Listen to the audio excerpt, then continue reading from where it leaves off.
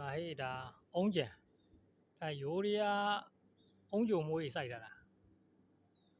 ဒါအုံးမင်းနေအုံးညံနေသူကဒီအုံးညံထဲမှာမြောင်းနေထားပြီးတော့အဲ့ထဲရေတွေသွင်းထားတာရေတွေသွင်းထားတော့အုံးမင်းနေရေဝါနေရောအဲ့မှာတောက်လျှောက်ပဲအဲ့အုံးကြံအဲ့ရထွက်တဲ့အုံးသီးတွေသူတို့ဒါပေါက်တယ်ပြန်သွင်းကြတာပေါ့ဒါဒီလိုမျိုးတွေစိုက်ကြတာမှာစီအုံးလဲစိုက်တယ်စပလင်တွေလဲစိုက်ကြတာစပလင်ဆိုလဲအဲ့လိုပဲစပလင်တွေကိုဈေးကိုပို့တယ်အစီးတွေနဲ့ဟွာတွေရုံးပတီသီးတွေစိုက်ကြတယ်